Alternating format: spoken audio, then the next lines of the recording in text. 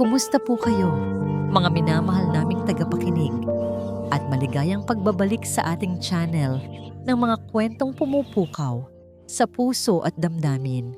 Sabi nila, ang pinakamalaking pangarap ng isang anak ay ang masuklian ng bawat patak ng pawis at sakripisyo ng kanyang mga magulang.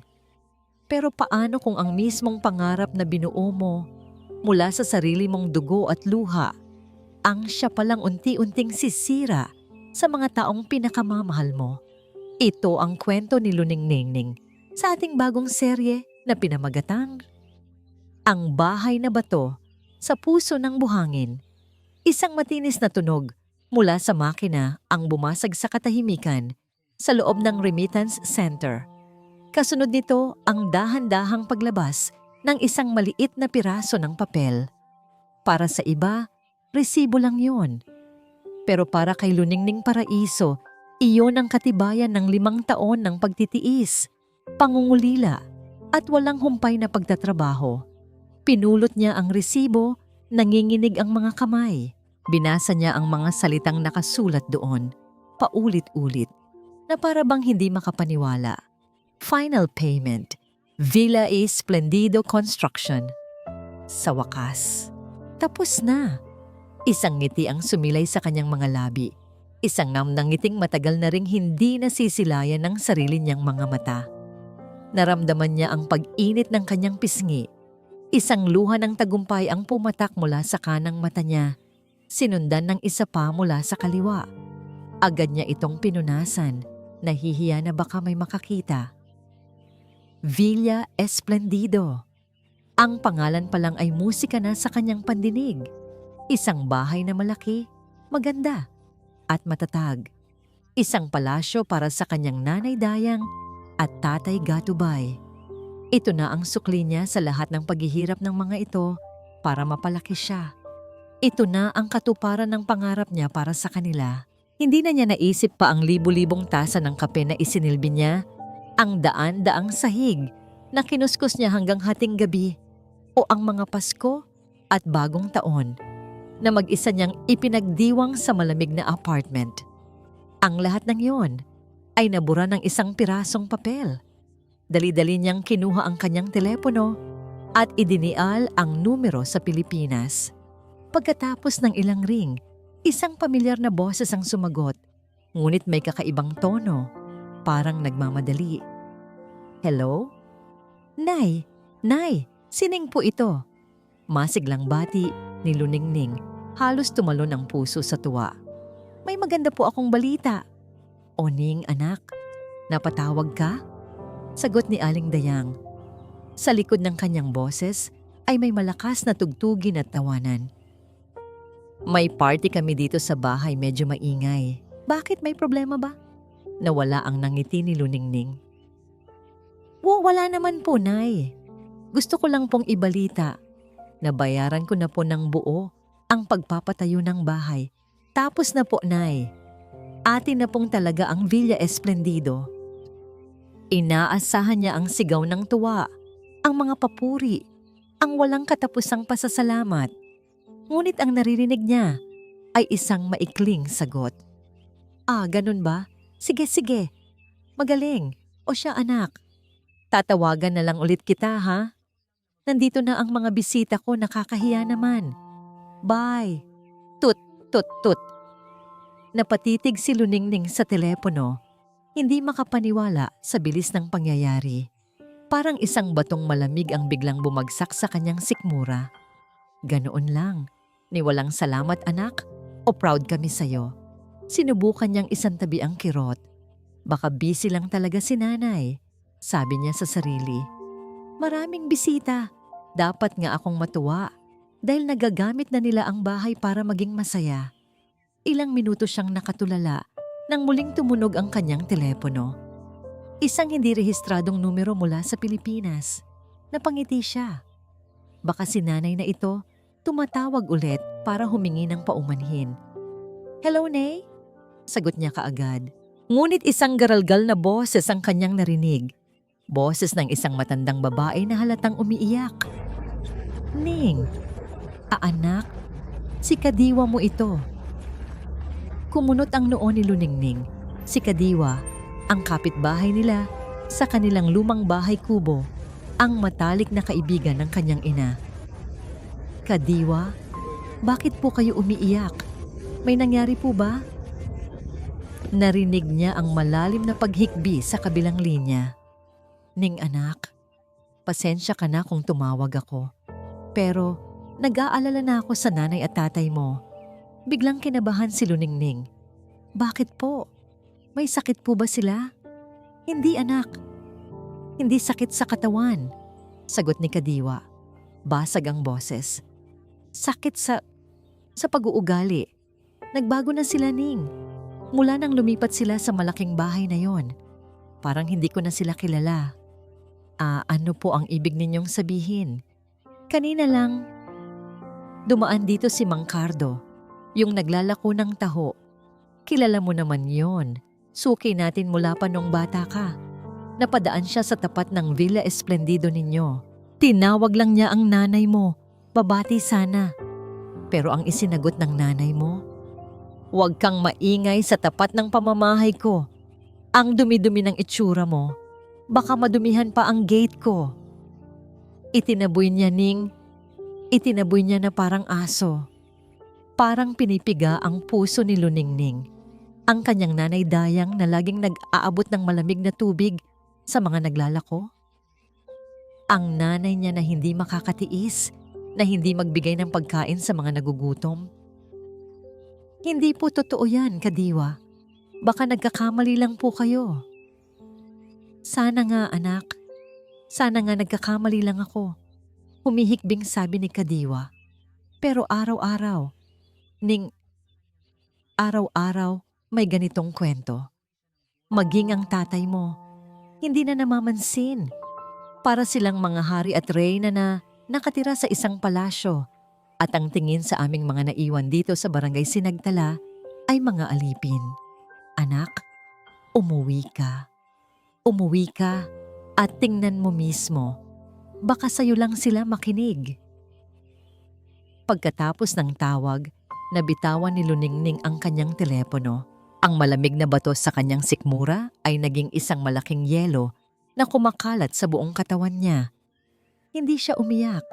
Parang nanuyo ang kanyang mga luha at napalitan ito ng isang damdaming hindi niya maintindihan. Isang pinaghalong sakit, galit at pagkalito. Umupo siya sa harap ng kanyang laptop. Binuksan niya ito at nag-type. One-way ticket. Manila, Philippines. Earliest flight available. Pinindot niya ang confirm purchase ng walang pag-aalinlangan. Kailangan niyang malaman ang katotohanan. Ngunit hindi siya uuwi bilang si Luningning na anak nila. Uuwi siya bilang isang estranghero.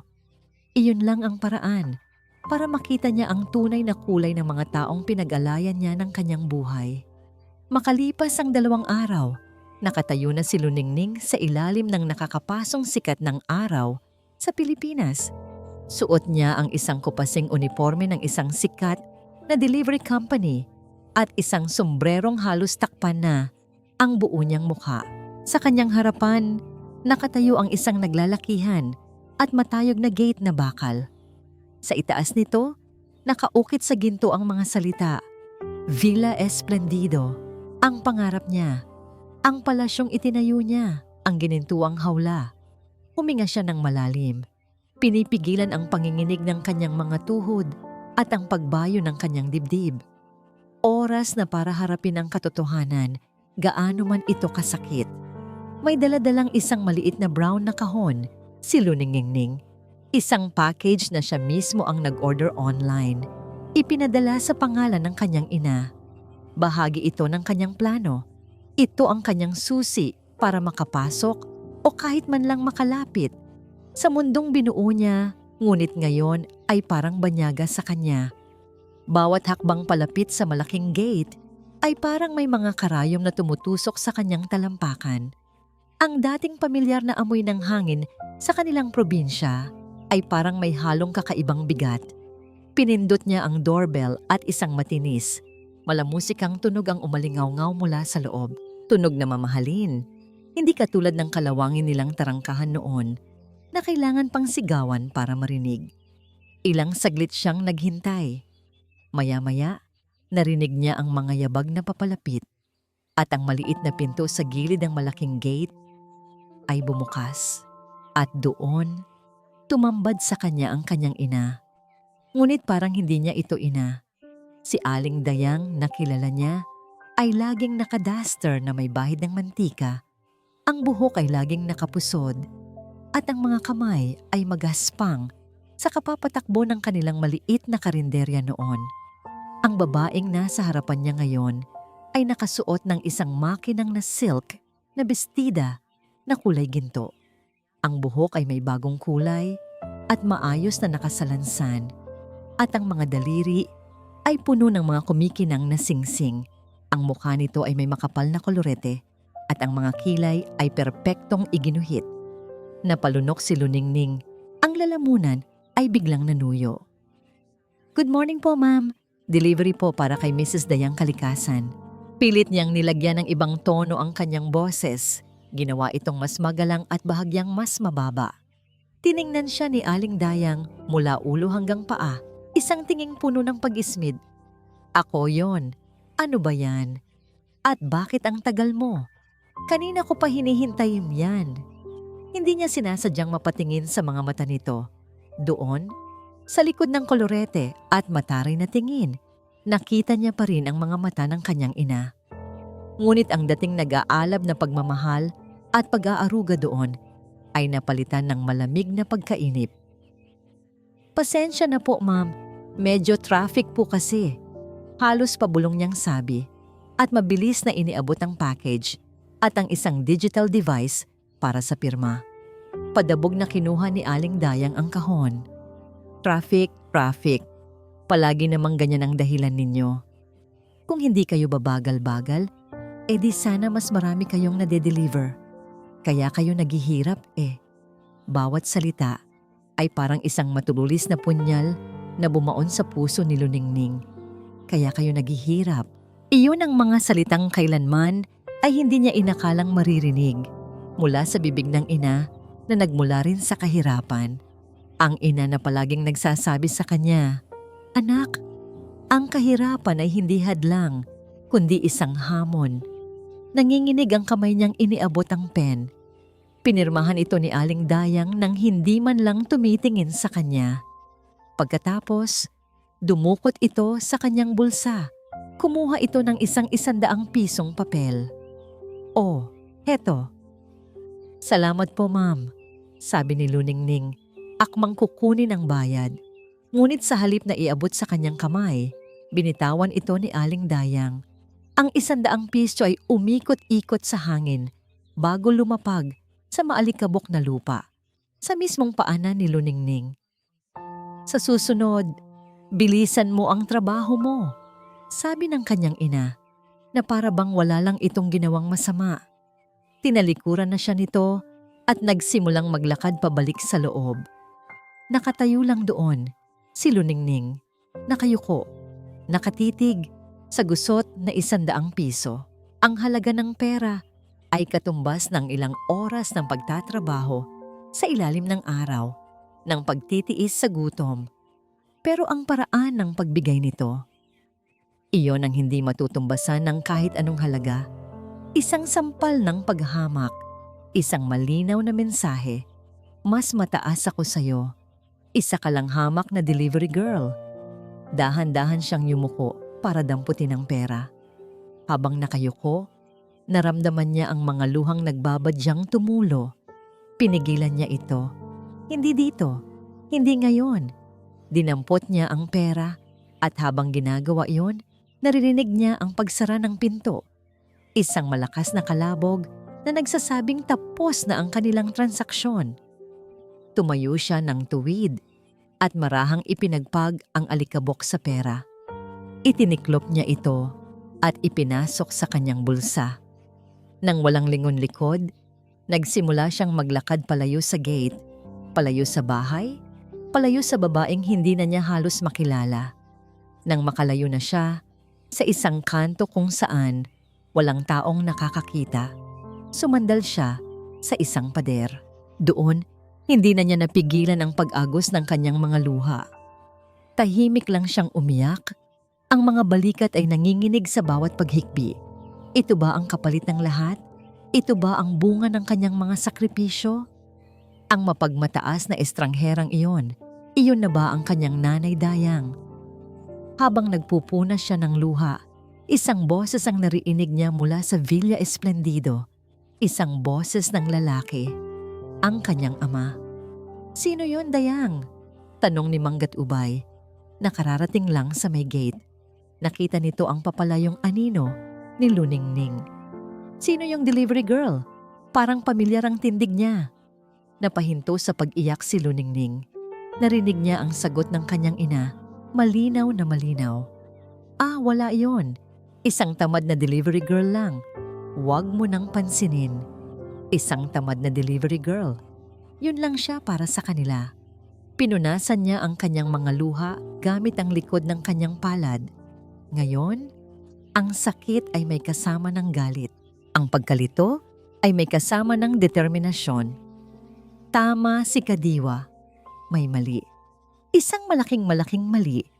At hindi siya titigil hanggat hindi niya nalalaman kung ano ang ugat nito. Kinailangan ni Luningning ng 2 araw para muling buuin ang kanyang loob. Ang mga salita ng kanyang ina ay umalingaw-ngaw sa kanyang isipan na parang sirang plaka, paulit-ulit. Bawat isa ay may dalang bagong kirot. Ngunit hindi ito panahon para magmukmok. Kailangan niyang maging matatag. Kailangan niyang malaman kung bakit at paano sila naging ganoon. Sa 3 araw, nag-ayos ulit siya bilang si Nida, ang delivery girl. Ngayon, isang basket ng mga imported na prutas ang kanyang dala. Isang order na naman na siya ang gumawa. Ngunit sa pagkakataong ito, ipinangalan niya sa isang Doña Esmeralda Monteclaro na nakatira raw sa tabi ng Villa Esplendido. Ito ay isang palusot. Ang tunay niyang pakay ay ang magmasid. Nang papalapit na siya sa kanilang barangay, natanaw niya ang isang kotseng kulay dugo, makintab at mamahalin, na nakaparada sa tapat mismo ng kanilang gate. Isang sasakyang hindi nababagay sa simpleng kalye ng barangay Sinagtala. Nagpabagal siya ng lakad at nagtago sa likod ng isang malaking puno ng mangga sa kabilang kalsada. Mula doon, kitang-kita niya ang lahat. Ang kanyang nanay Dayang at tatay Gatubay ay nasa labas ng gate, kausap ang isang babaeng nasa mga 50 anyos. Ang babae ay nakasuot ng isang eleganteng puting bestida, malaking itim na salamin, at isang malapad na sombrero. Sa leeg nito ay may nakasabit na kwintas ng perlas na kayang bumili ng 10 bahay kubo sa kanilang lugar. Ito marahil si Doña Esmeralda. Naku, Doña Esmeralda, maraming salamat sa pagbisita ninyo sa aming munting tahanan. Narinig ni Luningning ang boses ng kanyang ina, puno ng paggalang at pagsamba. Isang tono na kailanman ay hindi nito ginamit kahit kanino. "Ano ka ba naman, Dayang? Hindi na yan munting tahanan. Villa Esmeralda is a palace." Tumatawang sabi ng Donya. Ang boses ay matinis at may halong kayabangan. Bagay na bagay sa bago ninyong estado sa buhay. Si Manggatubay naman ay abot-tenga ang nangiti. Hawak ang isang payong para hindi maarawan ang kanilang bisita. "Salamat po sa inyo, Donya. Kayo po ang nagbukas ng aming mga isipan." Kumunot ang noo ni Luningning. Nagbukas ng isipan? "That's what friends are for," sabi ni Doña Esmeralda habang iwinawagayway ang isang mamahaling pamaypay. "Ang pera, parang halaman yan. Kailangan mong itanim sa tamang lupa para lumago. Hindi pwedeng itago lang sa ilalim ng unan. And I gave you the perfect soil. Isang exclusive investment club para lang sa mga tulad natin. Ang mga the haves ng lipunan." "Tama po kayo, Donya. Double your money in 6 months. Sino po ang aayaw sa ganoon?" Masayang segunda ni Aling Dayang. "Exactly," sabi ng Donya. "Kaya kalimutan na ninyo ang nakaraan. The past is the past. Ang mahalaga ay ang ngayon at ang bukas. Hindi na kayo mga simpleng mag-asawa lang. You are now part of the elite. Kaya dapat ang pakikisama ninyo sa mga ka-level nyo lang. Mahirap makisama sa mga mahihirap, they will just pull you down. Naramdaman ni Luningning ang pag-akyat ng dugo sa kanyang ulo. Kaya pala, ito ang demonyong bumubulong sa tainga ng kanyang mga magulang. Ito ang ahas na nag-aalok ng mansanas ng kayabangan. Nakita niya kung paano tumango-tango ang kanyang mga magulang na para bang bawat salita ni Doña Esmeralda ay galing sa Biblia. Sige na, I have to go. Sabi ng Doña, naglakad patungo sa kanyang kotse. May meeting pa ako with my investors. By the way, Gatubay, I'll be expecting your next contribution next week, okay? Huwag nating sayangin ang momentum. Opo, Doña. Asahan niyo po. Medyo natigil ang sagot ng kanyang ama. Nang makaalis na ang mamahaling kotse, naiwan ang kanyang mga magulang sa labas. Nakatingala pa rin sa alikabok na iniwan nito. Pagkatapos ay lumingon si Aling Dayang. Ang tingin nito ay napadako sa kabilang kalsada, kung saan nakatirik ang maliit at luma, ngunit malinis na bahay ni Kadiwa. Isang nangiwi ang gumuhit sa labi ng kanyang ina. Isang ngiwing puno ng pandidiri.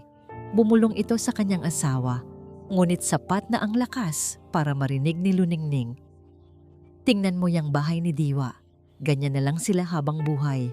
Buti na lang at nakaalis na tayo sa ganyang klaseng buhay. Iyon na ang hudyat para kay Luningning. Naglakad siya papalabas mula sa likod ng puno, bitbit ang basket ng prutas. Delivery po! Sigaw niya, kunwari ay hinihingal. Napalingon ang kanyang mga magulang. Gulat. Ikaw na naman? Mataray na tanong ni Aling Dayang. Pasensya na po, ma'am. May nagpa-deliver po ng fruit basket para kay Doña Esmeralda Monteclaro. Sabi po, dito raw po sa Villa Esplendido iabot. Pagsisinungaling niya. Wala na siya. Kaalis lang. Inis na sabi ni Mang Gatubay. Bakit ba ang babagal ninyong mga delivery personnel? Abutan mo na lang kami. Kami na ang magbibigay. Iyon ang pagkakataong hinihintay niya. Habang inaabot niya ang basket, sinadya niyang ibagsak ang kanyang telepono. Mabilis siyang yumuko para kunin ito at sa maikling sandaling iyon, pinindot niya ang record sa voice recorder app na naka-standby na. Iniwan niya ang telepono sa ilalim ng kanilang malaking halamanan malapit sa gate, natatabunan ng mga dahon. Nako, pasensya na po, sabi niya. Sabay tayo. Sige po, ma'am sir. Maiwan ko na po ito sa inyo. Sige, umalis ka na.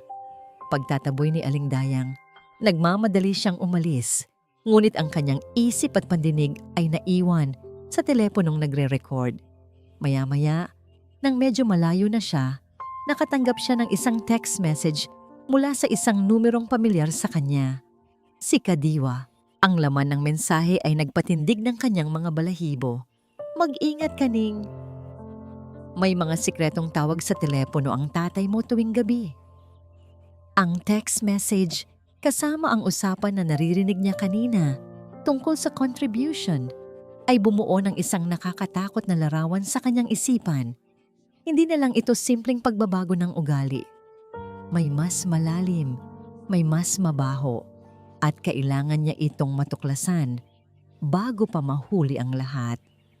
Ang text message ni Kadiwa ay parang isang alarmang hindi tumitigil sa pag-iingay sa loob ng isipan ni Luningning. Mga sikretong tawag sa telepono tuwing gabi. Pinagsama niya iyon sa narinig niyang salitang contribution mula kay Doña Esmeralda.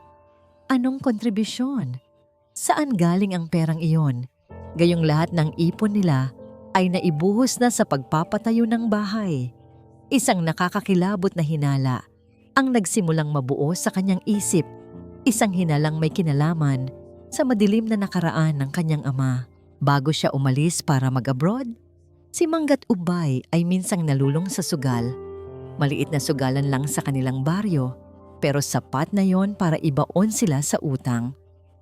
Isa iyon sa mga pangunahing dahilan kung bakit siya nagpursiging mangibang bansa para takasan ang kahirapan at ang mga problemang idinulot ng bisyong yon. Hindi niya gagawin ulit yon. Pilit niyang kinukumbinsi ang sarili. Nangako siya. Ngunit ang duda ay naroon na.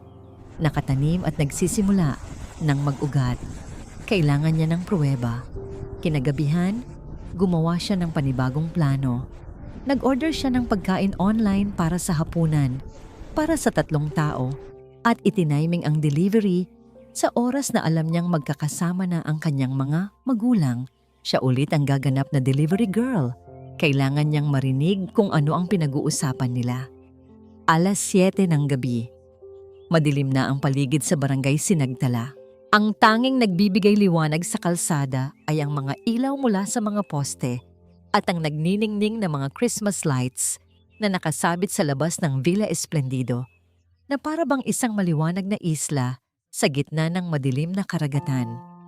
Habang papalapit siya, narinig niya ang sigawan. Hindi sigawan sa galit, sigawan ng pagmamakaawa.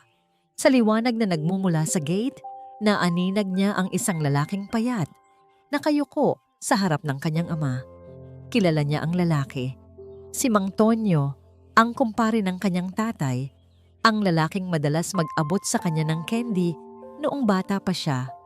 Ang lalaking minsan ay hinatian sila ng kanyang pamilya ng 1 kilong bigas noong wala silang maisaing. Paring Gatubay, parang awa mo na. Nagmamakaawang sabi ni Mang Tonyo. Ang boses ay nanginginig. Kahit 5,000 lang, pang-ospital lang ng anak ko, may dengue, kailangan lang talaga. Babayaran din kita kahit doblehin ko pa kapag nakaani na ako. Nakatayo lang si Mang Gatubay sa labas ng gate. Ang mga braso ay nakahalukip-kip.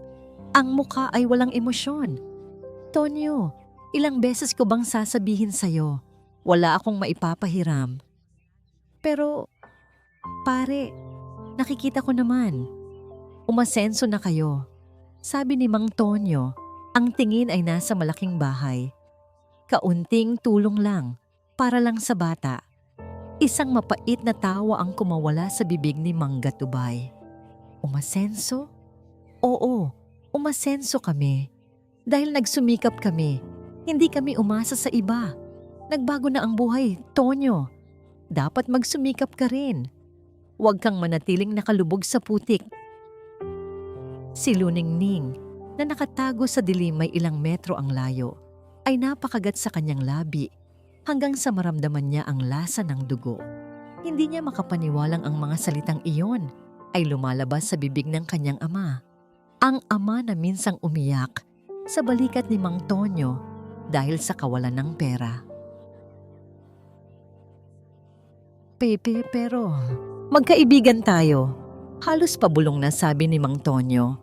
Ang pag-asa sa kanyang boses ay unti-unti nang nawawala. Magkaibigan tayo noon, mariing sagot ni Mang Gatubay. Magkaiba na tayo ng mundo ngayon. Pasensya na. Tinalikuran ni Mang Gatubay ang kanyang kaibigan at pumasok sa loob ng gate. Iniwang nakatayo si Mang Tonyo sa labas, tila isang rebultong binuhusan ng malamig na tubig. Nanatili si Luningning sa kanyang pinagtataguan.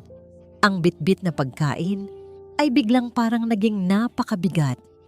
Hindi na niya kayang ituloy ang plano.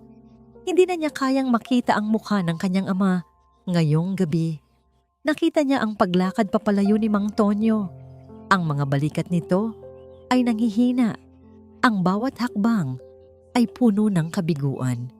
Nang mawala na sa paningin si Mang Tonyo, akmang aalis na rin si Luningning nang mapansin niyang muling lumabas ng gate ang kanyang ama. Lumingalinga ito sa paligid, tinitiyak na walang nakakakita. Pagkatapos ay kinuha nito ang telepono mula sa bulsa. Dahil sa katahimikan ng gabi, kahit malayo ay dinig na dinig ni Luningning ang bawat salita ng kanyang ama. Ang boses nito ay puno ng pagkabalisa at pilit na ibinababa. Hello? Ma'am Esmeralda? Ako to, si Gatubay. May ilang sandaling katahimikan. Ma'am, pasensya na sa abala. Pero tumawag lang ako para sabihin, baka hindi ko pa mabigay yung contribution sa susunod na linggo. Medyo kapos po ngayon. Muli, katahimikan. Mukhang ang donya ang nagsasalita sa kabilang linya. Nakita ni Luningning kung paano namutla ang kanyang ama, kahit sa dilim. Hindi ma'am, hindi po ako aatras. Halos pasigaw na sagot ng kanyang ama, ngunit mabilis itong nagtakip ng bibig. Ang ibig kong sabihin, gagawa ako ng paraan. Opo, kailangan ko pa ng pera. Hindi pa dumarating ang tubo na sinabi ninyo. Sige po, sige, makakaasa po kayo. Gagawa ako ng paraan. Ibinaba ni Manggat Ubay ang telepono. Ang mga kamay ay nanginginig. Napasabunot ito sa sariling buhok. Ang mukha ay puno ng isang emosyong hindi pa nakikita ni Luningning dati. Takot. Purong takot. Sa sandaling iyon, ang lahat ng piraso ng palaisipan ay nagkadugtong-dugtong sa isipan ni Luningning. Ang pagbabago ng ugali, ang impluwensya ni Doña Esmeralda, ang exclusive investment club, ang contribution, ang mga sikretong tawag, at ngayon, ang takot sa mukha ng kanyang ama. Isang malamig at madilim na katotohanan ang bumalot sa kanya. Hindi lang sila nagbago ng ugali. Sila ay nasa panganib, isang malaking panganib, at ang Villa Esplendido, ang palasyong itinayo niya, ay hindi isang paraiso, isa itong bitag. At ang kanyang mga magulang ay nasa loob nito. Hindi nila alam na ang mga pader nito ay unti-unti nang bumabagsak. Hindi nakatulog si Luningning ng gabing iyon. Ang mga salita ng kanyang ama sa telepono, kailangan ko pa ng pera. Hindi pa dumarating ang tubo na sinabi ninyo, ay paulit-ulit na tumatakbo sa kanyang isipan. Ang takot sa mukha nito ay malinaw pa rin sa kanyang alaala. Kinabukasan, alam niyang hindi na siya pwedeng maghintay pa. Hindi na sapat ang pagmamasid mula sa malayo. Kailangan niyang makapasok sa loob ng Villa Esplendido. Kailangan niyang maghanap ng anumang makakapagbigay linaw sa kung anong gulo ang pinasok ng kanyang mga magulang. Isang bagong plano ang nabuo sa kanyang isip, mas mapangahas kaysa sa mga nauna. Nag-order siya ng isang set ng mga babasaging florera. Ondiinin. At muli, siya ang nag-assign sa sarili niya bilang delivery personnel. Ang dahilan, ang mga babasagin ay kailangang i-inspeksyon ng customer sa mismong pintuan para masigurong walang basag. Ito ang kanyang perpektong palusot para makatagal sa loob ng bahay. Tanghali tapat nang dumating siya. Ang sikat ng araw ay matindi na nagpapakinang lalo sa ginintuang pangalan ng Villa Esplendido. "Delivery po!" Sigaw niya sa intercom. Si Aling Dayang ang nagbukas ng gate. Mas masungit ang itsura nito ngayon na para bang may mabigat na problema. "Ikaw na naman? Ano na naman yan?" "Set of vases po, ma'am," sagot ni Luningning. Buhat-buhat ang isang malaking kahon na may nakasulat na fragile. "Kailangan ko lang pong i-check ninyo sa loob para masigurong walang basag bago kayo pumirma." Nag-aalangang tiningnan siya ni Aling Dayang, pero sa huli ay bumuntong hininga. "Sige na, pumasok ka. Pero bilisan mo lang, marami akong ginagawa." Nang makahakbang si Luningning sa loob ng gate, isang kakaibang pakiramdam ang bumalot sa kanya. Ito ang unang beses na natapakan niya ang lupang pinaghirapan niya. Nakita niya ang hardin na pinangarap niya para sa ina, ang malawak na garahe para sa ama. Ngunit walang tuwa. Ang naroon lang ay isang mabigat na pakiramdam ng pangamba. Dinala siya ni Aling Dayang sa may sala. Habang maingat niyang ibinababa ang kahon sa sahig, ang kanyang mga mata ay palihim na naglilibot. Ang sala ay napakagara. Malaking chandelier, malambot na sofa, isang flat screen TV na kasinlaki ng pader. Ngunit sa gitna ng karangyaan, may nakita siyang mga sobre na nakakalat sa ibabaw ng mamahaling center table. Mga sobre mula sa iba't ibang bangko, may mga selyong urgent at final notice. Oh, ano pang tinitingin-tingin mo dyan? Buksan mo na yan at nang makaalis ka na, utos ng kanyang ina na pumunta sa kusina marahil para kumuha ng gunting. Yun ang pagkakataon niya. Habang nagkukunwaring binubuksan ng kahon, narinig niya ang boses ng kanyang ama mula sa ikalawang palapag. At hindi ito ordinaryong boses. Ito ay boses ng isang taong desperado at takot na takot. Pilit na ibinababa para hindi marinig. Pero Ma'am Esmeralda, sinabi niyo po 100% sure too. Narinig niyang sabi ni Manggat Ubay. Lahat ng nakuha namin sa bangko na ibigay namin sa inyo. Bakit ngayon sinasabi ninyong kailangan pa nating maghintay? Biglang nanigas si Luningning. Lahat ng nakuha sa bangko? Kasabay noon ang paglabas ni Aling Dayang mula sa kusina. Hindi gunting ang dala kundi isang bagong bukas na sobre. Ang mukha nito ay putlang-putla na para bang nakakita ng multo. Ang mga kamay nito ay nanginginig habang hawak ang isang papel. Gatubay, isang sigaw na puno ng takot ang kumawala mula sa lalamunan ni Aling Dayang na halos mabitawan ang hawak na papel. Gatubay, bumaba ka rito, ngayon din. Narinig ni Luningning ang mabilis na mga yabag mula sa itaas. Pagbaba ng kanyang ama sa hagdanan, ang mukha nito ay kasing putla ng kanyang ina. Nakita nito si Luningning sa sala. Ngunit sa tindi ng kanilang pag-aalala, tila hindi na nila napansin ang presensya ng isang estranghero. Ang kanilang mundo ay biglang lumiit sa piraso ng papel na hawak ni Aling Dayang. Ano yan? Kinakabahang tanong ni Manggat Ubay. Sulat mula sa bangko. Nanginginig na sagot ni Aling Dayang, iwinawasiwas ang papel. Ang sabi rito, Final Notice of Foreclosure. Isasangla na nila ang bahay at lupa. Anong ibig niya sabihin nito? Gatubay? Si Luningning, na nakaupo sa sahig sa tabi ng kahon ng mga florera, ay parang nabuhusan ng nagyayalong tubig. Foreclosure? Isasangla? Ang mga salita ay umalingaw-ngaw sa kanyang tainga na parang isang masamang panaginip. Huminahon ka, Dayang. Sabi ni Manggat Ubay, ngunit ang sarili niyang boses ay basag. Kakausapin ko sila. May hindi lang pagkakaunawaan. Anong hindi pagkakaunawaan? Humagulhol si Aling Dayang. Ang kolorete sa kanyang mukha ay nagsisimula nang magkalat dahil sa kanyang mga luha. Nakalagay dito, 3 buwan na tayong hindi nakakapagbayad ng monthly amortization. Saan napunta ang pera? Saan mo dinala ang perang kinuha natin sa bangko? Sa puntong yon, ang takot sa mukha ni Manggat Ubay ay napalitan ng pagsisisi. Napatingin ito sa asawa. Ang mga mata ay puno ng luhang hindi makawala. Ibinigay ko kay Doña Esmeralda. Mahinang pag-amin niya. Ipinasok ko lahat sa investment na sinabi niya. Sabi niya, doble ang babalik sa loob ng 6 na buwan. Sabi niya, sapat na yon para bayaran ang utang natin sa bangko at may sobra pa para sa atin.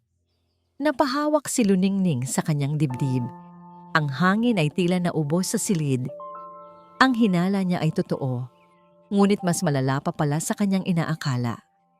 Hindi lang sila nagbago, hindi lang sila naging mapagmataas, sila ay naloko. At ang isinugal nila ay hindi pera nila, kundi ang bahay na pinagpaguran niya. Loko ka! Loko ka! Paulit-ulit na sigaw ni Aling Dayang. Hinahampas ang dibdib ng kanyang asawa. Naniwala ka sa ahas na, yon, paano na tayo? Villa Esplendido, ang bahay natin, ang pinaghirapan ng anak natin, ang pinaghirapan ni Luningning. Doon na bumagsak si Manggat Ubay. Napaluhod ito sa sahig. Ang mga kamay ay nakasabunot sa buhok. Patawarin mo ako, Dayang. Patawarin mo ako. Akala ko ito na ang solusyon para hindi na natin kailangan pang umasa sa padala ni Ning. Para tayo naman ang magbigay sa kanya. Ang sigawan at iyakan ay nagpatuloy. Isang trahedya na nagaganap sa gitna ng karangyaan. Nakalimutan na nila nang tuluyan si Nida, ang delivery girl, na ngayon ay nakaupo sa sahig, nakatulala, hindi makagalaw. Ang bawat salita, bawat hikbi, bawat pagsisi ay tumatagos sa kanyang puso na parang mga bubog. Narinig niya ang lahat.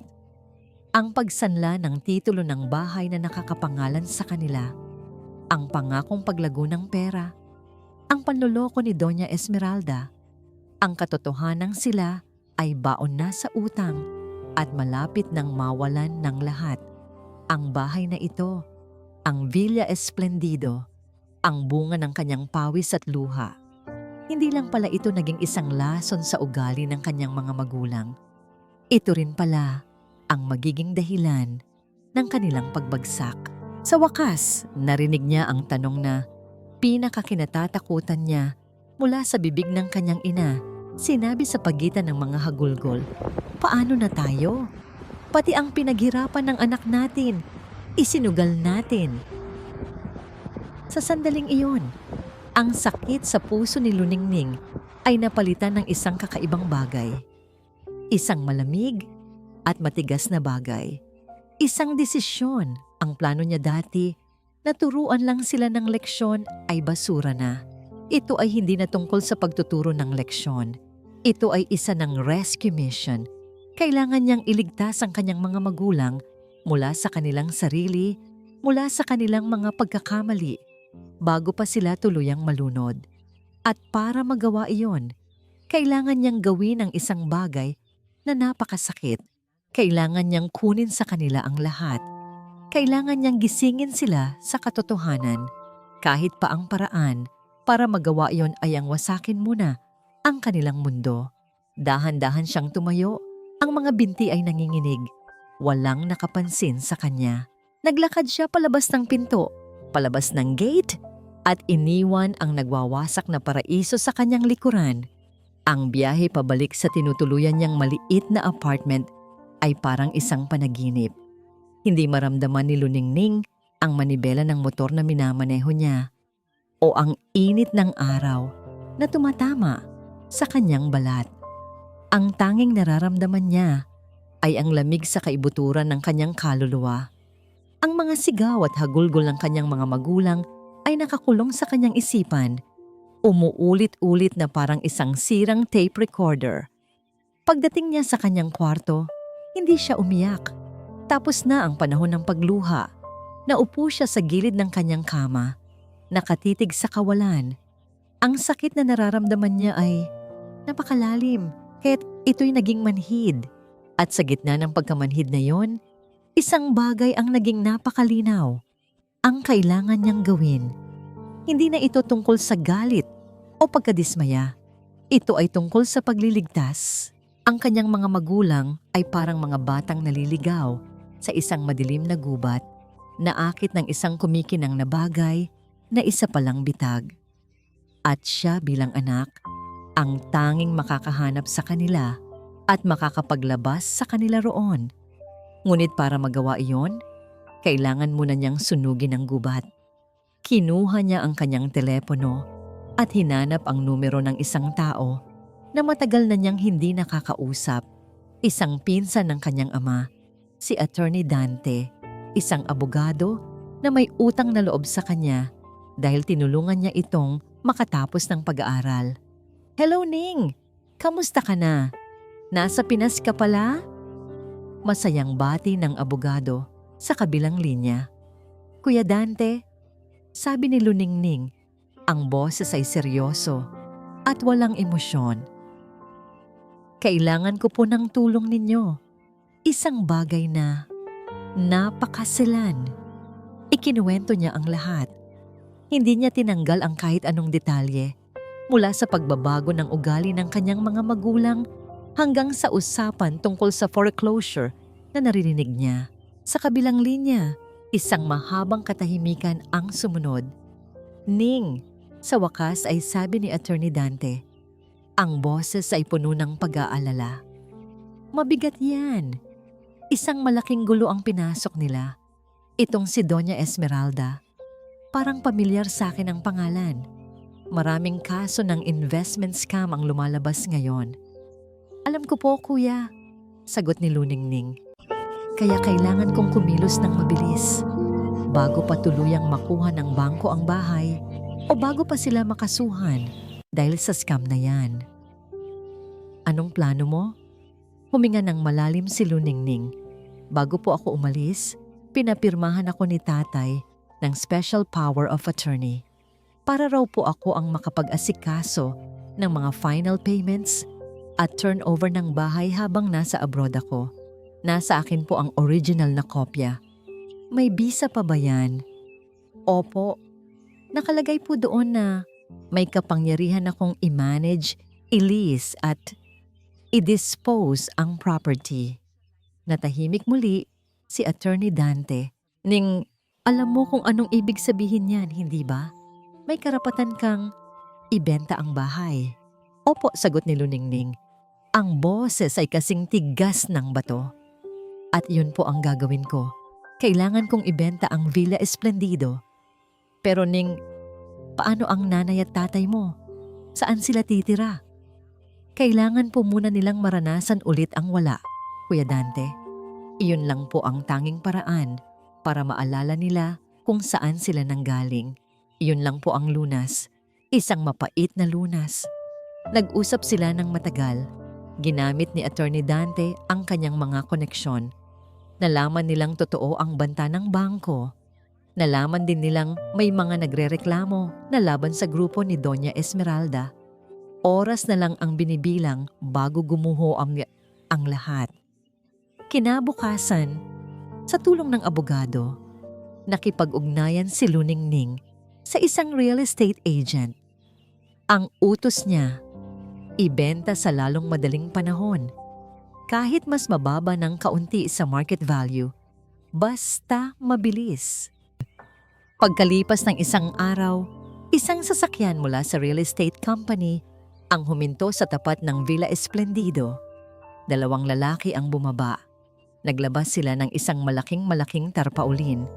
Dahan-dahan nila itong ibinuka at isinabit sa marangyang gate na bakal. Nakasulat dito sa malalaki at mapupulang letra ang mga salitang gumimbal sa buong barangay Sinagtala. For sale. Sa loob ng kanyang maliit na apartment, nakatanggap si Luningning ng isang litrato sa kanyang telepono mula sa agent. Ang litrato ng tarpaulin na nakasabit sa gate. Tinitigan niya ito ng matagal. Bawat letra ay parang isang patak ng kanyang luha na natuyo at naging bato. Ito na yon. Nagsimula na ang plano. Walang atrasan. Humiga siya sa kama at niyakap ang kanyang mga tuhod. Sa wakas, pagkatapos ng ilang araw na pagpipigil, hinayaan niyang bumuhos ang kanyang mga luha. Umiyak siya, hindi dahil sa galit, kundi dahil sa sakit. Ang sakit ng pagiging anak na kailangang sirain ang pangarap ng sariling mga magulang para lang mailigtas sila. Ang balita tungkol sa pagbebenta ng Villa Esplendido ay kumalat sa barangay Sinagtala na parang apoy sa tuyong damuhan. Naging sentro ito ng usap-usapan, ng bulong-bulungan, ng panghuhusga. Para kay Aling Dayang at Manggat Ubay, ang bawat bintanang nakabukas at bawat pares ng matang nakatingin sa kanila ay parang mga sundang na tumatarak sa kanilang pagkatao. Ang dating paghanga ng mga kapitbahay ay napalitan ng pagkutya. Ang dating inggit ay naging halakhak. Ang palasyong ipinagmamalaki nila ay naging isang monumento ng kanilang kahihiyan. Nasa loob sila ng bahay hindi makalabas. Ang telepono ni Doña Esmeralda ay hindi na matawagan. Ang bangko ay walang ibang sinasabi, kundi kailangan ninyong bayaran ng utang. Nasa isang sulok sila, walang matakbuhan. Sinubukan nilang tawagan si Luningning sa abroad, ngunit hindi nila ito makontak. Ang hindi nila alam, pinalitan na ni Ning ang kanyang SIM card pagdating sa Pilipinas. Para sa kanila, pati ang anak na inaasahan nilang sasaklolo ay bigla na lang naglaho. Sa gitna ng kaguluhan at desperasyon, isang umaga, may muling kumatok sa kanilang gate. Isang delivery personnel, si Naida. Sa pagkakataong ito, isa lang itong maliit na sobre ang dala niya. Isang pekeng delivery na sinadya ni Luningning. Ito na ang kanyang huling pagharap sa kanila bilang si Nida. Kailangan niyang makita kung meron pa bang natitirang pagsisisi o pagpapakumbaba sa kanilang mga puso. Si Manggat Ubay ang nagbukas. Ang dating tindig nitong matikas ay kuba na ngayon. Ang buhok na dati laging may pomada ay gulo-gulo. Malalaki ang eye bags nito at ang mga mata ay namumugto. Ano na naman? Walang ganang tanong nito. Delivery po. Sagot ni Luningning. Iniabot ang sobre. Sa loob ng bahay, naririnig ni Aling Dayang ang boses. Mabilis itong lumabas. Ang mukha ay gusot-gusot sa galit at pag-aalala. Ikaw! Sigaw nito, tinuturo si Luningning. Ikaw, di ba? Nakita kita nung araw na nag-away kami. Nasa loob ka ng bahay. Siguro, isa kang espiya, ano? Espiya ka ng bangko! Nagulat si Luningning sa akusasyon, ngunit hindi siya kumibo. Ano? Sumagot ka. Sigaw ni Aling Dayang. Lumapit ito at dinuro-duro si Luningning sa dibdib. Kayo ang may kasalanan nito. Kayo ang naglagay ng for sale sign na, yan. Anong klaseng mga tao kayo? Wala kayong puso. Dayang, tama na. Awat ni Manggat Ubay, ngunit parang walang narinig ang kanyang asawa. Ang lahat ng kahihiyan, takot at galit na naipon ni Aling Dayang sa mga nakalipas na araw ay ibinuhos niya sa kahabag-habag na delivery girl sa kanyang harapan. Tingnan mo nga yung sarili mo, panlalait ni Aling Dayang. Dugyot, mahirap, isang kahig, isang tuka. Hindi mo maiintindihan ang pinagdadaanan namin. Hindi mo alam kung gaano kasakit ang mawalan ng isang bagay na pinaghirapan. Dahil ang mga tulad ninyo, wala namang pinaghihirapan. Umaasa lang kayo sa limos. Bawat salita ay tumama kay Luningning ng mas masakit kaysa sa isang sampal. Hindi mo alam kung gaano kasakit ang mawalan ng isang bagay na pinaghirapan.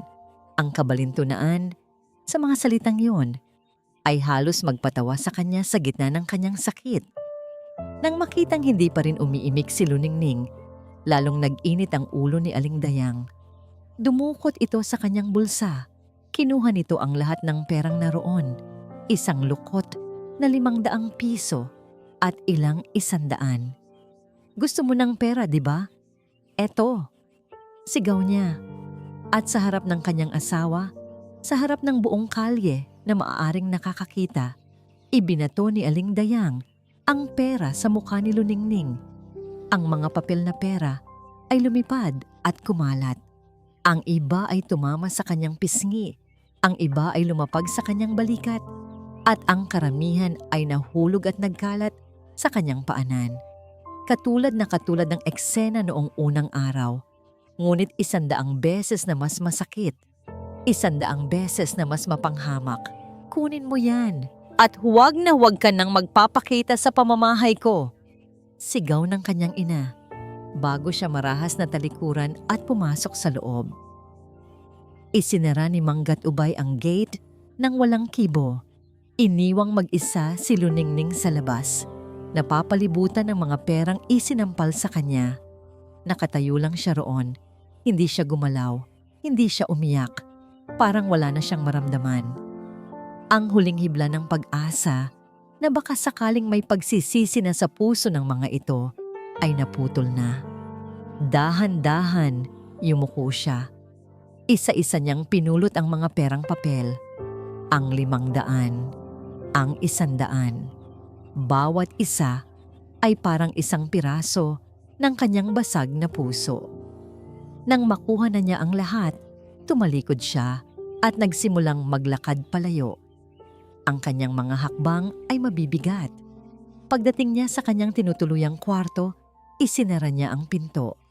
Inilapag niya ang mga pera sa ibabaw ng mesa. Tinitigan niya ang mga iyon. Ang pera na galing sa kanyang ina. Ang pera na ibinato sa kanyang muka. At doon, sa kaligtasan ng 4 na sulok ng kanyang silid, bumigay na siya. Napaupo siya sa sahig at isang tunog ang kumawala sa kanyang lalamunan. Isang tunog na hindi iyak, kundi isang ungol ng sobrang sakit. Niyakap niya ang kanyang sarili, umuuga-uga, habang ang mga luha ay bumuhos mula sa kanyang mga mata na parang sirang gripo. Ito na ang huling pagpatak ng kanyang luha para sa kanila. Ang susunod na pagkikita nila, hindi na siya si Nida, ang kahabag-habag na delivery girl. Ang haharap sa kanila ay si Luningning Paraiso, ang anak na magbibigay ng pinakamapait na lunas. Ang araw ay sumikat na parang isang mapanuksong paalala ng kagandahan ng mundo. Isang kagandahang hindi na maramdaman ni Aling Dayang. Sa loob ng 1 linggo, para siyang bilanggo sa sarili niyang palasyo. Ang Villa Esplendido, na dati simbolo ng kanyang tagumpay, ay naging isang malamig at malawak na kulungan. Ngayong umaga, isang malakas na katok sa pinto ang gumising sa kanilang bangungot. Hindi ito katok ng isang delivery girl. Ito ay isang matigas at mapilit na katok. Pagbukas ni Manggat Ubay ng pinto, isang grupo ng mga tao ang tumambad sa kanila. Isang lalaking naka-Amerikana na nagpakilalang abogado, kasama ang isang mag-asawang mukhang mayaman at 2 trabahador na may dalang mga kahon. "Magandang umaga po," sabi ng abogado. Ang boses ay professional, ngunit walang init. "Ako si Attorney Dante Ramos. Ito po ang mga bagong may-ari ng property na ito." Napatitig si Aling Dayang sa mag-asawa.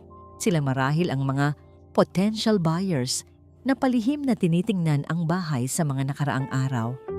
Anong ibig sabihin nito? Nanginginig na tanong ni Manggat Ubay. Hindi pa tapos ang usapan sa bangko. "Hindi na po ito pag-aari ng bangko," malinaw na sagot ng abogado. "Ibinenta po ito ng taong may legal na karapatang magbenta, ang taong may hawak ng special power of attorney. Narito po ang lahat ng papeles." Inabot ng abogado ang isang folder. Binuksan ito ni Manggat Ubay. Sa unang pahina, nakita niya ang isang dokumento na matagal na niyang kinalimutan. Ang pirma niya, ang pirma ng kanyang asawa, at ang pangalan ng taong binigyan nila ng kapangyarihan, Luningning Paraiso. Nabitawan ni Manggat Ubay ang mga papel. Ang mga ito'y nagkalat sa sahig na gawa sa mamahaling tiles. Hindi maari. Si Aling Dayang ay napasandal sa pader. Ang mga tuhod ay biglang nanlambot. Si Ning, ang sarili nating anak." Ang tanong ay hindi para sa abogado, kundi para sa hangin, para sa sanlibutan. Ang sakit ng pagtataksil ay mas matindi pa kaysa sa sakit ng pagkawala ng yaman. Ayon po sa kasunduan, nagpatuloy ang abogado, na para bang hindi nakikita ang kanilang pagguho, kailangan na po ninyong lisanin ang pamamahay na ito sa loob ng 6 na oras. Pwede niyo pong dalhin ang inyong mga personal na gamit. 6 na oras, 6 na oras para lisanin ang paraisong akala nila'y sa kanila. Ang mga sumunod na sandali ay malabo. Ang mga trabahador ay pumasok, dala ang mga karton. Nagsimula silang mag-empake, ngunit hindi nila alam kung ano ang ilalagay. Alin ba sa mga ito ang tunay na personal? Ang mga mamahaling gamit ba na binili mula sa perang hindi kanila? O ang mga lumang damit na nakatago sa ilalim ng kama? Bawat sulok ng bahay ay isang paalala ng kanilang kayabangan. Ang malaking salamin kung saan madalas humanga si Aling Dayang sa kanyang sarili. Ang entertainment room kung saan nagyayabang si Manggat Ubay sa kanyang mga bagong kaibigan.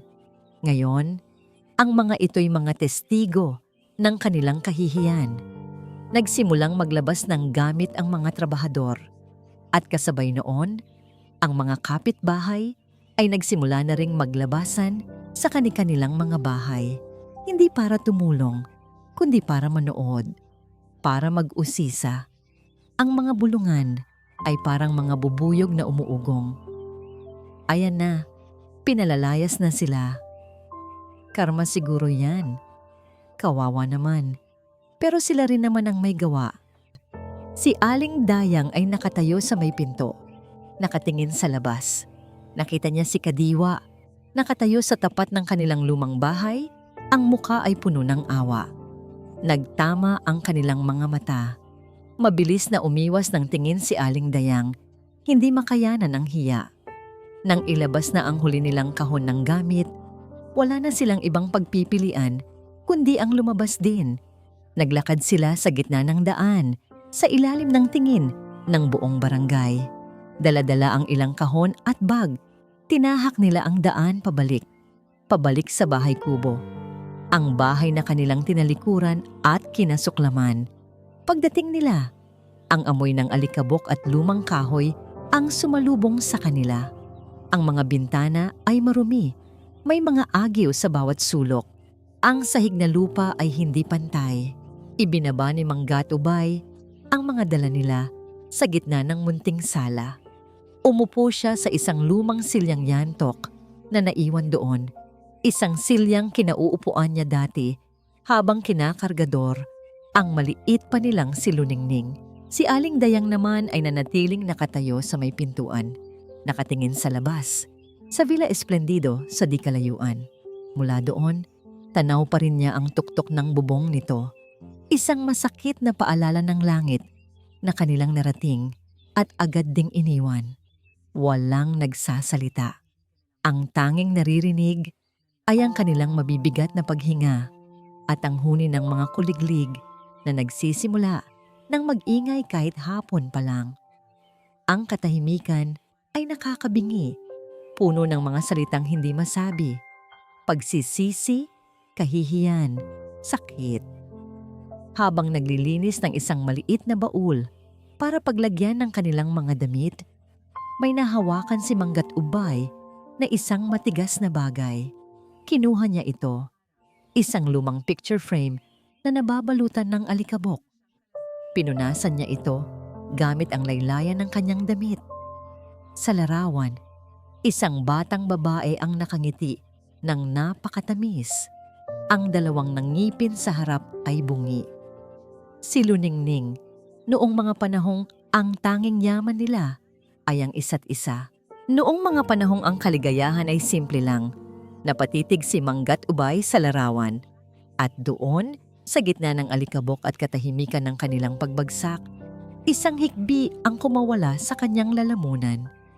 Sinundan ito ng isa pa. Niyakap niya ang larawan ng kanyang anak at umiyak siya na parang isang batang nawawala. Isang iyak na puno ng lahat ng sakit at pagsisisi na matagal na niyang kinikimkim. Lumipas ang mga araw na parang isang mahabang panaginip na walang katapusan. Para kay Manggat Ubay, ang bawat pagsikat ng araw ay hindi na nagdadala ng pag-asa, kundi isang paalala lang ng kanilang kasalukuyang kalagayan. Ang katahimikan sa pagitan nila ni Dayang ay mas mabigat pa kaysa sa bubong na tinitirhan nila ngayon na anumang oras ay pwedeng bumagsak. Walang pagtatalo, walang sisihan, dahil alam nilang pareho silang may kasalanan.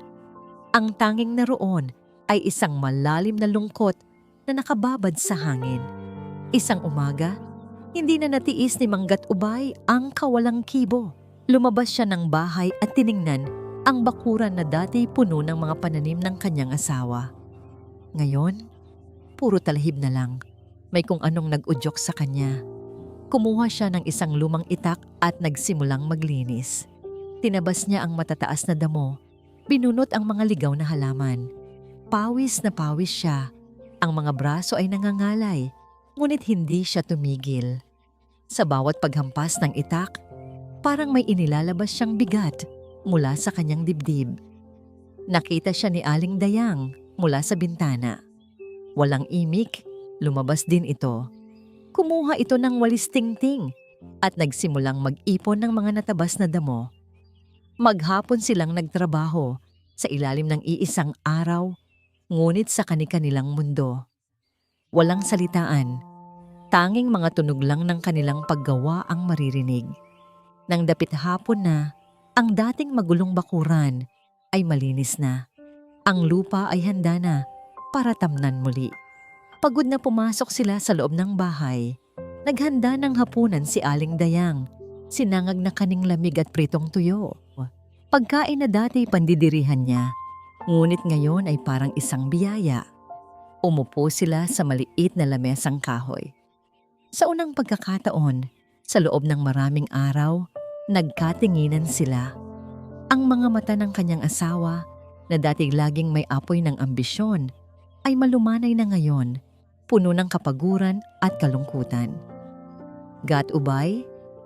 Mahinang sabi ni Aling Dayang, binasag ang katahimikan. Sagot niya habang nagsusubo ng kanin. Ako ang may kasalanan, sabi nito. Ang boses ay nanginginig. Masyado akong nagpadala sa kislap ng pera. Masyado akong nasilaw. Ako ang nagtulak sa'yo na maniwala kay Esmeralda. Ibinaba ni Manggat Ubay ang kanyang kutsara. Umiling siya. Hindi, Dayang. Pareho tayo. Hinayaan kong muling mabuhay ang sugapang nasa loob ko. Akala ko, kapag mayaman na, mawawala na ang lahat ng problema. Pero, mas dumami pa pala. At doon, sa harap ng isang hapag na may lamang sinangag at tuyo, nagsimula silang mag-usap. Inilabas nila ang lahat, ang kanilang mga pangarap na naging kasakiman, ang kanilang paghahangad na mapantayan ng iba, at higit sa lahat, ang kanilang malaking pagkukulang at pagkakasala sa kanilang nag-iisang anak. Naalala mo ba noon? Sabi ni Manggat Ubay, isang mapait na ngiti ang sumilay sa kanyang labi. Noong nag-uumpisa pa lang tayong magtinda ng mami, kahit pagod na pagod tayo, masaya tayo basta't makita lang nating kumakain si Ning. Tumango si Aling Dayang. Ang mga luha ay nagsimula nang mamuo sa kanyang mga mata. Oo, at ang sabi pa natin, lahat ng ito para sa kanya. Pero ang lahat ng ginawa natin nitong huli, para pala sa sarili lang natin. Kung nasaan man siya ngayon, sabi ni Manggat Ubay, ang lalamunan ay tila may bumabara. Sana mapatawad niya tayo. Tumingin sila sa labas ng bukas na bintana. Ang papalubog na araw ay nagbibigay ng isang kulay kahel na liwanag sa kalangitan. Magkahawak ang kanilang mga kamay sa ibabaw ng mesa, mga kamay na muling naging magaspang dahil sa pagtatrabaho. Sa wakas, pagkatapos ng mahabang panahon, muli silang naging mag-asawa.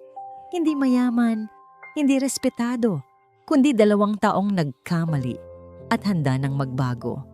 Isang malakas na katok sa pinto ang bumasag sa kanilang sandali. Nagkatinginan sila. Sino naman kaya iyon? Dahan-dahang tumayo si Manggat Ubay at naglakad papunta sa pinto. Ang puso niya ay biglang kumabog ng malakas. Pagbukas niya ng pinto, isang figura ang nakatayo sa labas. Isang babae. Ang kanyang buhok ay simple lang. Ang pagkakatali, ang kanyang suot ay isang simpleng blusa at pantalon. Walang alahas, walang kolorete. Ang mukha nito ay basang-basa ng luha. Natulala si Manggat Ubay. Ang babae sa kanyang harapan ay hindi si Nida, ang delivery girl. Ito si Luningning, ang kanyang anak, ang kanilang Ning. Nay, Tayda, sabi nito. Ang boses ay garalgal sa pinaghalong sakit at pangungulila. Sa likod ni Manggat Ubay, napatayo si Aling Dayang. Napatakip ng bibig. Ang mga tuhod niya ay tila bibigay anumang oras. Ang anak na akala nila'y nagtakwil sa kanila. Ang anak na akala nila'y nagparusa sa kanila. Narito, nakatayo sa harap ng kanilang sira-sirang pintuan, walang nagsalita. Tanging ang tunog lang ng mga hikbi ang maririnig sa maliit na bahay kubo. Hindi alam ni Luningning kung sino ang unang gumalaw. Ang alam niya lang, sa isang iglap, magkakayakap na silang tatlo sa gitna ng kanilang munting sala. Isang yakap na mahigpit, puno ng pangungulila, puno ng sakit, at puno ng hindi masabing pagmamahal. Anak, patawarin mo kami. Paulit-ulit na bulong ni Aling Dayang. Ang muka ay nakasubsob sa balikat ni Luningning. Patawad, anak. Tay, Nay, iyak ni Luningning. Ako po ang dapat humingi ng tawad. Nasaktan ko po kayo. Ginawa ko po ang isang bagay na napakasakit. Humiwalay sa yakap si Manggat Ubay at hinawakan ang magkabilang pisngi ng anak. Tinitigan niya ito sa mata. Hindi anak, ginising mo kami. Kung hindi mo ginawa yon, baka tuluyan na kaming nalunod sa kasinungalingan. Umupo sila sa mga silyang yantok. At doon, sa gitna ng kanilang lumang tahanan, ikinuwento ni Luningning ang lahat.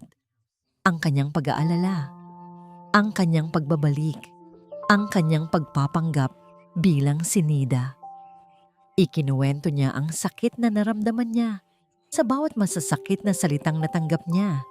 Hindi dahil sa galit, kundi dahil sa pagkadurog ng kanyang puso. Nang marinig ko po ang tungkol sa foreclosure at sa panloloko ni Doña Esmeralda, alam ko pong wala ng ibang paraan. Paliwanag niya, ang mga luha ay patuloy sa pag-agos. Kailangan ko pong unahan ng bangko. Kailangan ko pong iligtas kayo bago pa kayo makasuhan. Ang pagbenta sa Villa Esplendido, iyon lang po ang tanging paraan. Kinuha niya ang kanyang bag at naglabas ng isang makapal na sobre. Ang perang pinagbentahan ng bahay. Ginamit ko po para bayaran ng buo ang utang sa bangko. Ang natitira, ipinambayad ko sa mga taong naloko rin ni Doña Esmeralda para hindi na po kayo maisama sa kaso. Wala na po tayong utang na itay. Malaya na po tayo. Napatingin sa kanya ang mag-asawa, hindi makapaniwala. Ang bigat na matagal na nilang pasan-pasan ay tila biglang naglaho. Ang kanilang anak, ang anak na kanilang hinamak at itinaboy.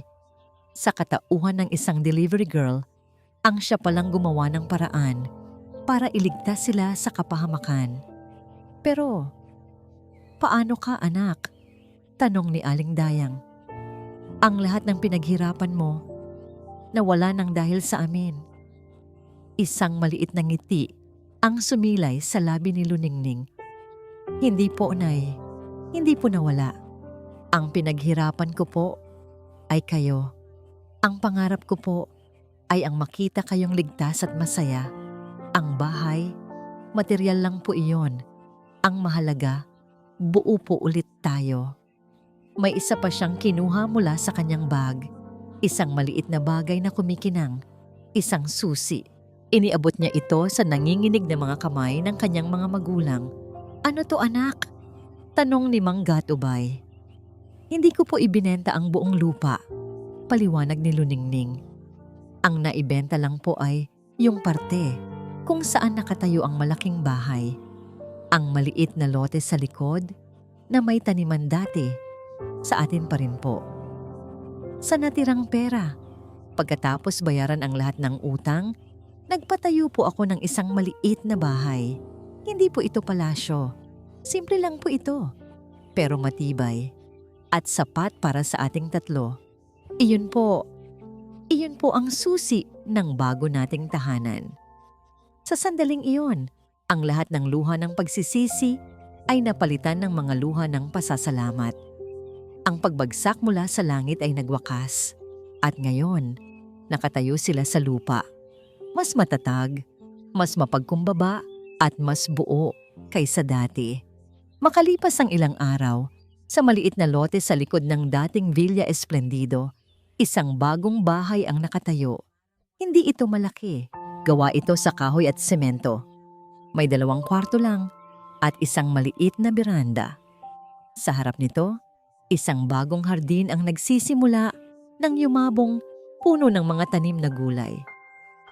Sa loob, ang amoy ng nilulutong sinigang ang nangingibabaw. Nakaupo sa isang simpleng hapagkainan ang 3 tao. Si Manggat Ubay, si Aling Dayang, at si Luningning. Walang karangyaan, walang kayabangan. Tanging ang tunog lang ng kanilang mga kutsara't tinidor at ang init ng kanilang mga ngiti. Naghahati-hati sila sa isang mangkok ng kanin, nag-aagawan sa pinakamasarap na parte ng isda, at nagtatawanan sa mga simpleng kwento. Natagpuan nila ang kanilang paraiso, hindi sa isang malaking bahay na gawa sa bato, kundi sa isang maliit na tahanan na ang pundasyon ay pagpapatawad, pagpapakumbaba at pagmamahal na hindi kayang bilhin ng kahit anong salapi. Natagpuan nila ang kanilang tunay na tahanan. At dito po nagtatapos ang kwento nila, Luningning, Aling Dayang at Manggat Ubay. Isang paglalakbay na nagturo sa atin na ang tunay na kayamanan ay hindi nasusukat sa laki ng bahay o sa dami ng pera, kundi sa tibay ng pamilya at sa pusong marunong lumingon sa pinanggalingan. Taos-puso po akong nagpapasalamat sa inyong walang sawang pagsubaybay sa bawat kabanata ng ating kwento. Naramdaman niyo rin ba ang sakit, ang galit, at ang pag-asang naramdaman ng ating mga bida? Nais ko pong marinig ang inyong saloobin. Anong aral ang pinakapumatak sa inyong puso? I-comment nyo lang po sa ibaba. Ang inyong mga kwento at opinyon ay napakahalaga po sa akin. Kung nagustuhan nyo ang kwentong ito, isang pindot lang po sa like button, ay share sa inyong mga kaibigan at kapamilya. At kung hindi pa po kayo nakakasubaybay, mangyaring mag-subscribe na po kayo sa ating channel para hindi nyo po mapalampas ang mga susunod pa nating mga kwento. Muli, ako po ang inyong lingkod, nag-iiwan ng isang paalala. Ang bawat puso ay may sariling kwento at ang bawat kwento ay may aral na naghihintay. Pagpalain po kayo ng Panginoon, kayo at ang inyong buong pamilya. Hanggang sa muli.